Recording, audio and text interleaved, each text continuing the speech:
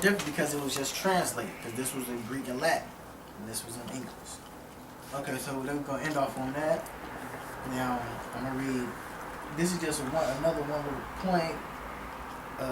Ezra 7 and 21, and get the 8 and 19 first Ezra. Yeah. Okay, this is Ezra 7 and 21. And I, even Artaxerxes, now this is the letter that Artaxerxes gave to Ezra, that Ezra was reading. And I, even Artaxerxes the king, do make a decree to all the treasurers which are beyond the river, that whatsoever Ezra the priest, the scribe of the law of the power of heaven, shall require of you, it be done speedily. Now you're going to say the same thing in this scripture. Come. First Ezra 8 and 19. And I, King Artaxerxes, have also commanded the keepers of the treasure in Syria and Phoenicia, that whatsoever Ezra the priest and the reader of the law of the Most High Yahweh shall send forth, they should give it him with speed. Right. The same thing. Did you get a verse on that one? First Ezra chapter 8 verse 19. Okay. Now we're finna go into Baruch 6 and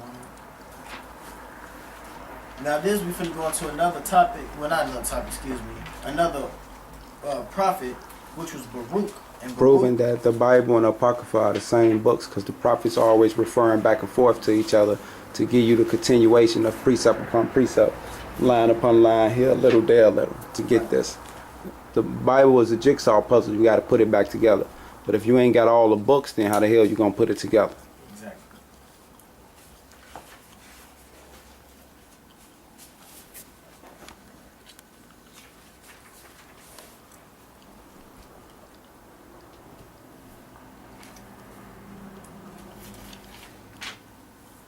Who first? You go ahead out. Just the intro. Okay. This is Baruch 6 and 1. Hold on, one more time. This is Baruch. Got it? Yep. 6 and 1. This is Baruch 6 and 1. You just start. You gotta just start the intro right there. The intro? Yeah. The intro of this is the epistle of Jeremy. Which is Jeremiah. Which is Jeremiah. Jeremiah wrote a letter, epistle to Baruch. They's both prophets. A copy of an epistle which Jeremiah sent unto them which were to be led captive into Babylon by the king of the Babylonians. Right, which was Nebuchadnezzar. Now he was telling him that this was going to happen. The Lord gave Jeremiah the vision, and Jeremiah the basically the plot on what was going to happen. And he wrote the same letter to Baruch to certify them as it was commanded him by the Most High. Right. Okay, that's it. That was just another. Okay, now I'm going to go into the Bible. One second. Okay, into Habakkuk. And you can get Habakkuk. Yep. So Habakkuk. Now, this is Habakkuk. This is the intro, like I read in Ezra. You don't. What about the Jeremiah 6 and 1. No, the Jeremiah. No, he did the Baruch. On that Baruch, it was a Jeremiah verse on the side of your book. What was that about? Yeah, 3:16. Yeah, 36 and 8. Right. Okay, You got to read that. Yeah, we did. Jeremiah 36 and 8. Go ahead, Steve. Jeremiah 36 You got to get loud now. Jeremiah 36 and 8. And Baruch, the son of Neriah. Right, now what you reading out of? Jeremiah. And it was the Holy Bible. Right, and Baruch and Jeremiah wrote letters to each other, and this edifying, proving that the so-called Jeremiah is writing back to Baruch. And Baruch, the son of Neriah, did according to all that Jeremiah the prophet commanded him, reading in the book of the words of the Lord in the Lord's Right, house. so he actually got the letter, and he did exactly what Jeremiah told him to do. That's why I tell you in Baruch that he got the letter from Jeremiah. Now in the Bible it's telling you that he did, Baruch actually did the work, man. So how y'all gonna say that the goddamn Apocrypha ain't a part of the Bible? You would have never been able to link that story in. But that's what happened when you go to them demonic ass churches. Right. Better find that straight gate. GMS and that. It's the hard on down. You gotta get loud. Make sure y'all get loud. Go ahead. Yeah, that's the point right there, proving that happened. That he ain't just get no letter and didn't do nothing about it. He put his work in. That's an order. That's why he in the book. Okay, now I'm gonna go into Habakkuk. Habakkuk. Yep. I'm gonna go the intro the same as I showed in Ezra, and it says Habakkuk is an unusual Hebrew name derived from the verb habak, embrace. Thus, his name probably means one who embraces or cleanses. At the end of his book, the name becomes appropriate because Habakkuk chooses to cleanse firmly to God, regardless of what happens to his nation. The Greek title in the Septuagint, which is the Apocrypha Greek and Latin, is Habakkuk, and the Latin title is Jerome's Vulgate is Habakkuk. Now this Habakkuk, Habacuc,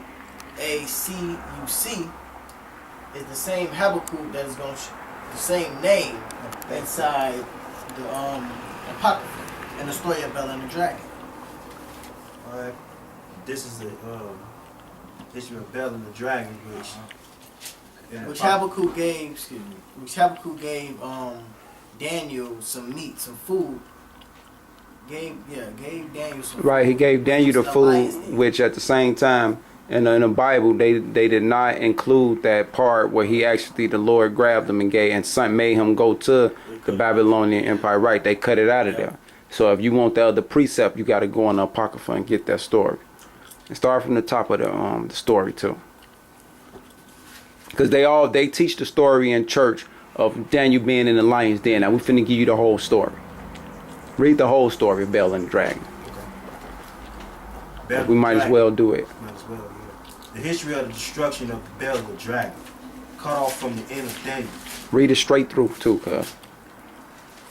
And King, What's that, King?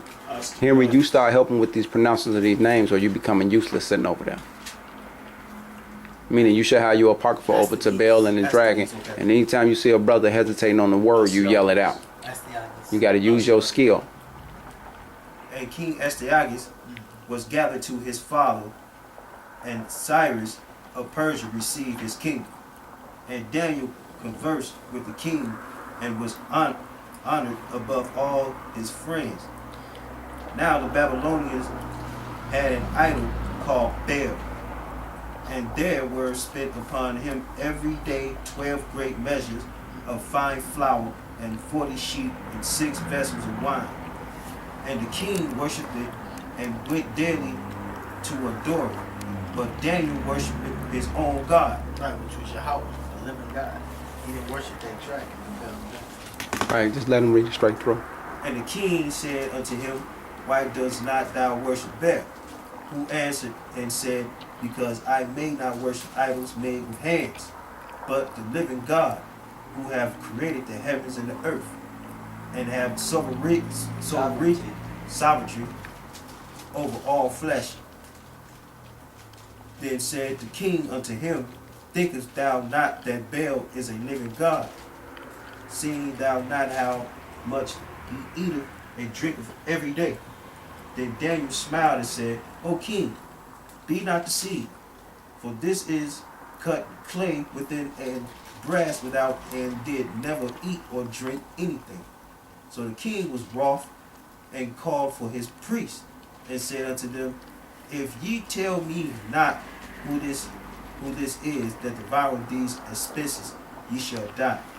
But if ye can certify me that Baal devoureth them, then Daniel shall die, for he hath spoken blasphemy against Baal. And Daniel said unto the king, Let it be according to thy word. Now the priests of Baal were 70, beside their wives and children. And the king went with Daniel into the temple of Baal.